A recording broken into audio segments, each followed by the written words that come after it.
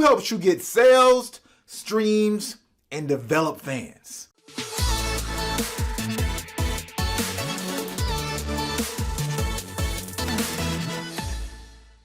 To really take this question in, because it's pretty general, I think you should focus on the manager. But before I get into why the manager is critical in this particular space, all those sales, streams, and developing fans, you have to really understand how to choose the right manager, how to look at managers, and know that it's a real relationship. So if you don't get this that I'm about to go through right now, you're possibly giving a good portion of your business, 10, 15, 20% of your business to somebody that's not even right for the role. So this is how you look at managers, and this is going to give you an idea of how you share your business with them. All right. Now, number one, there's a road manager, production manager, a tour manager, and tech manager. Right? We split it into two categories: your tour show in terms of responsibilities, and then your business, general business responsibilities when we're talking about management. Well, if you're a big artist, because we're going to start at the bird's eye view so you can know what it typically grows out to, and then how do we hone it in for an indie artist or somebody who's just starting out, right? Road, production, tour, technical, those are all different roles, and somebody like Drake has a manager for every single one of those categories, right? A technical manager, this is like set design, tour, that's all the logistics for your tour, and they're coordinating with the road manager who's handling things on the ground that they're closest to you in terms of a lot of the things that they're doing while you're on the road. Then you have the production person who's working on literally the production, right, of your shows. So that's something that you probably don't need early on, right? Pretty clear on that. So don't get too worried over there, right? A lot of people will have a sense of a road manager, but really the road manager oftentimes it doubles as one of the business roles, which is the day-to-day manager. All right, that's a little messy, but you should be able to read it, right? And then you have these other categories of an actual business manager. And then you have some people call it a music manager, some people call it an artist manager, but that's the one that people typically just say, this is a manager. It's just a general role. Then you have a booking agent, right? And the booking agent falls under that category, because when we go back to who gets you sales, streams, and developing these fans, now let's break down into these roles, because this is more growth. These guys over here, or those responsibilities, that's handling something that you already have.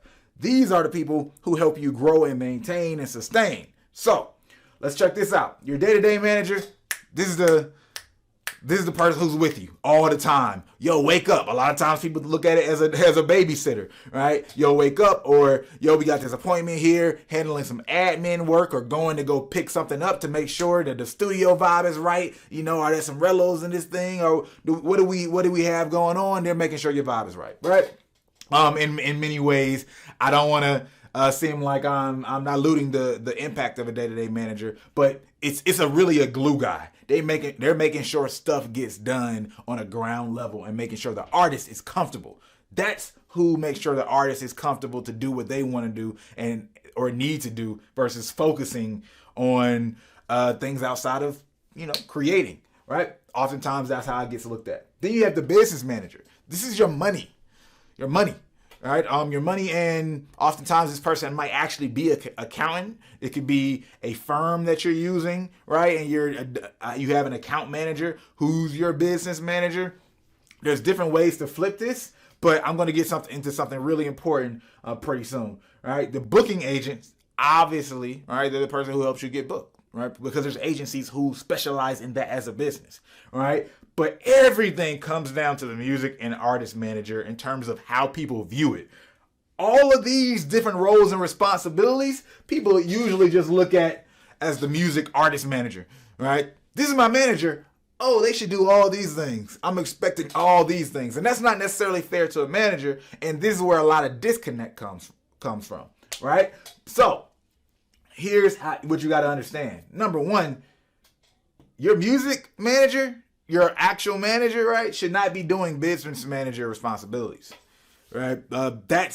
You don't want that person being that close to the money in that particular way, or handling all of your money. Right now, you're just literally giving them everything. You got your own taxes that they're handling all the money, telling you what you should be getting, and it just becomes a conflict of interest in a lot of ways. At the beginning, with a little bit of admin and some of those things, it might make a little bit sense in the beginning just because you're running super lean. But as quickly as possible, you need to have some kind of differentiation of, who's actually handling the business and making sure they keep track, right? What word is it? The bookkeeping, right? Like how much money's coming in, who's owed what money, all that type of stuff.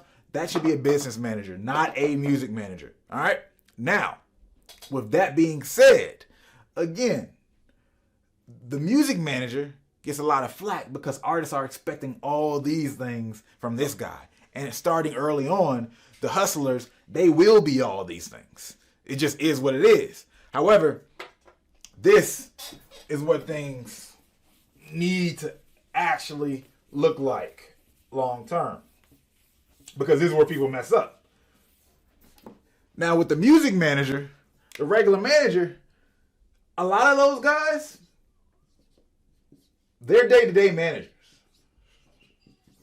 And what I mean by this is you're hiring somebody or you're partnering with somebody and you're giving them a percentage of your business when long-term their value might not be any more than a day-to-day manager. And why is this?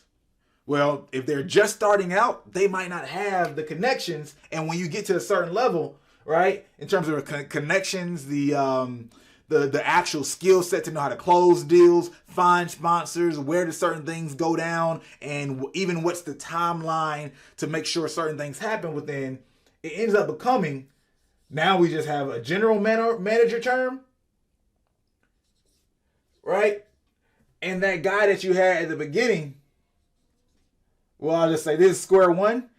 He ends up going here, right? And this is for the best. A lot of times there's a breakup that happens when this guy comes in, right? And there's another manager. But in a lot of the great working scenarios, what happens is, we start off together.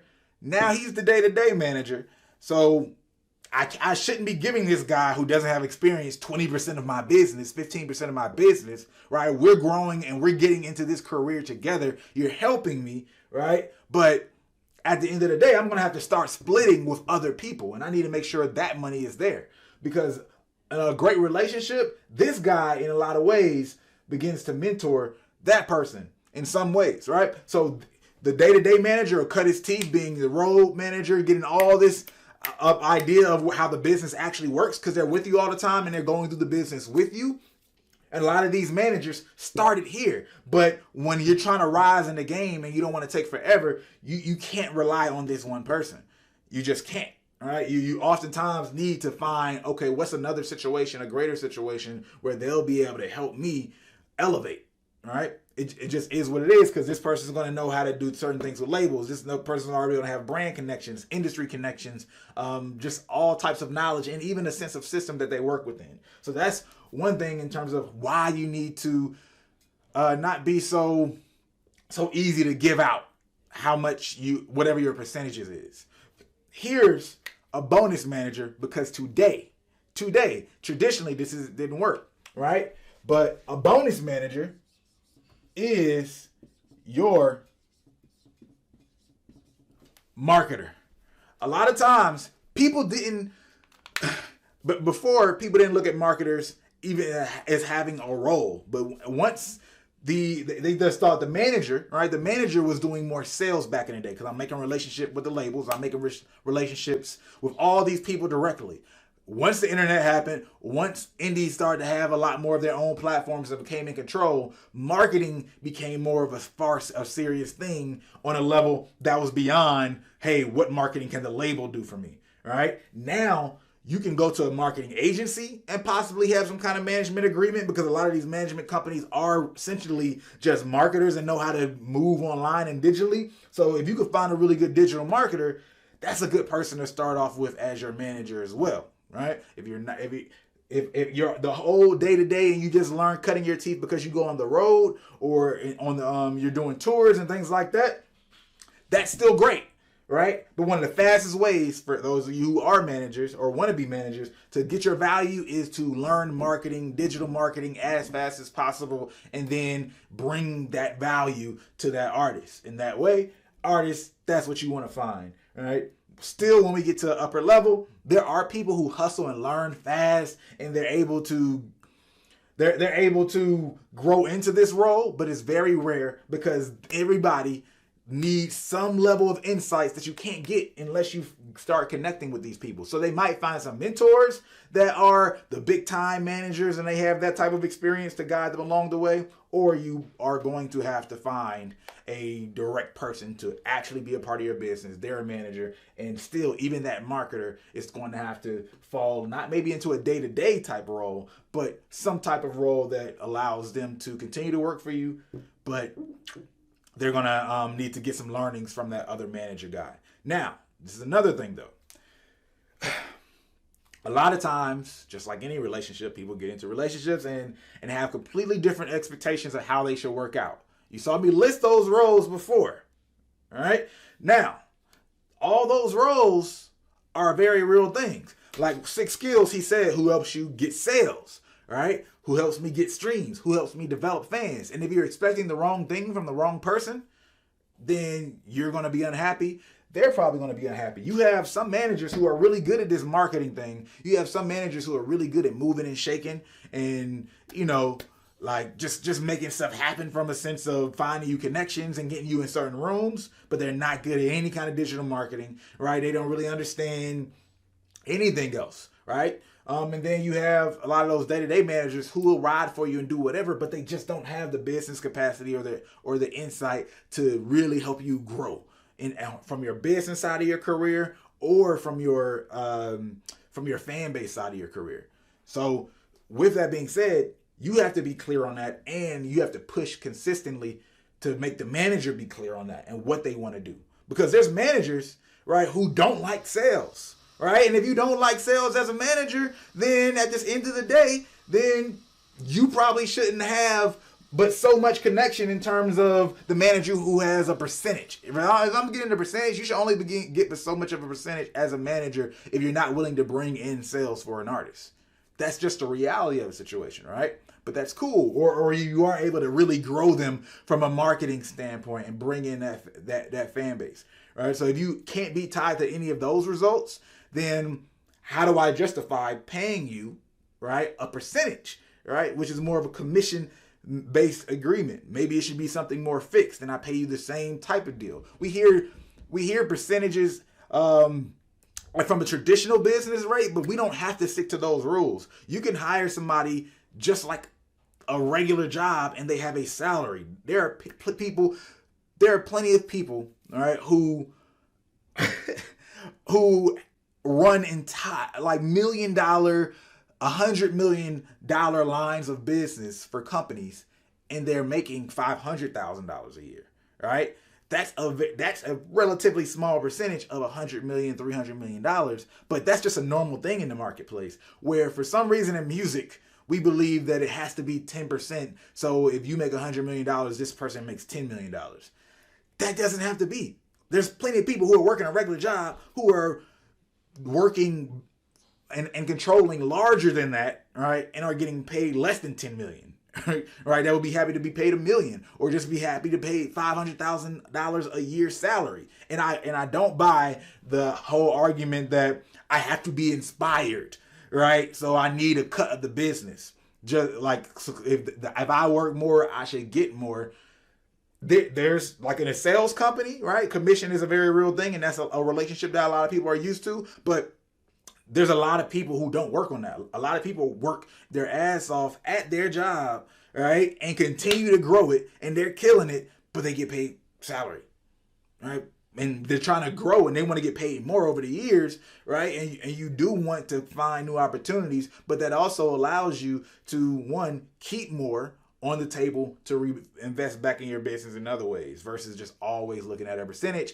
That's a deeper conversation for another day, though. I don't want to get too much deeper into that. The point of this video, again, is understanding all the roles I said before, right?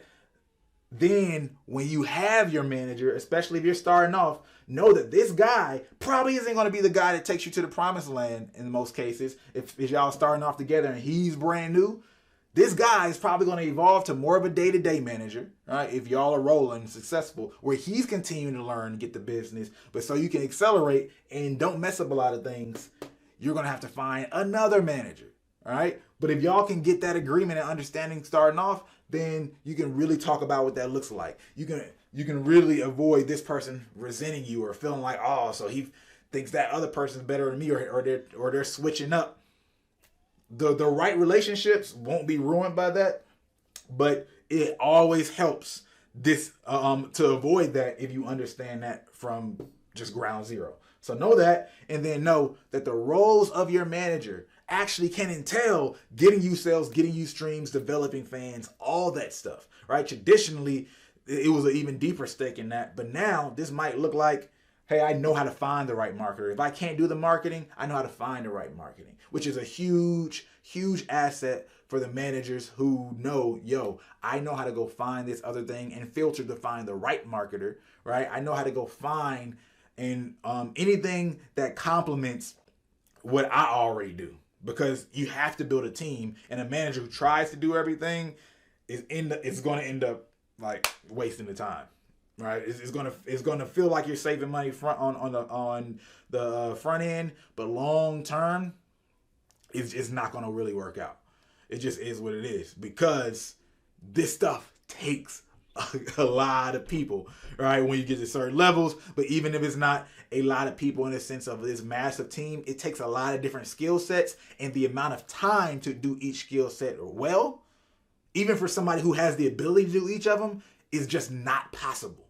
Right, I have to spend a lot of my time in our business on a lot of things that I can do very well, when there's some other things I can do very well that I can't do well because I have to focus on these other things. And that's what it becomes to be feel like as you start to grow. Right, so those are a few things, particularly in management, and that's how they also can integrate to sales. Hey, booking agent and booking manager, that sells the tour. Right, they sell and put you on shows. The fan base, there's a lot of managers who actually grow your fan base. Right, if not, you have to find a marketer to do so. But that manager is oftentimes the one who can best analyze a lot of these things, or help you analyze a lot of these things. And then let me see, streams. I mean, that's a subset of marketing, right? And that's a byproduct. There's so many of these roles. This is such a deep category. We'll probably spend more time on it, maybe with some managers or something like that. But music management is something that is going to evolve massively over the next 5 years.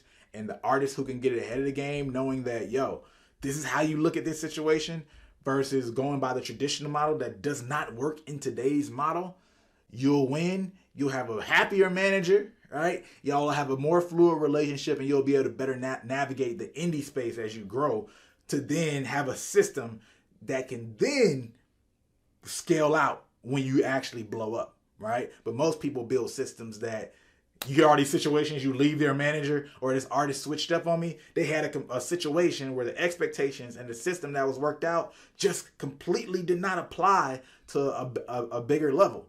So they had to leave their old situation because the team didn't understand. If you figure that out at the beginning, you don't have to go do that later. All right. So that's it for this video. I know it was a long-winded explanation in terms of management and 6 skills question, but management is something that artists do not understand enough, based on the amount of bad situations artists are hitting me up about that I've heard again and again and again. So that's the answer to today's Ask Brandman. Just another episode who we're only going to answer one question because of the length of it. However, keep those questions coming. I got a lot more of these coming soon, and a lot of cool news that y'all would love to know about. Other than that, if you like this video, go ahead, hit the like button. If you like it, might as well share it. And if you're not subscribed, you know what to do.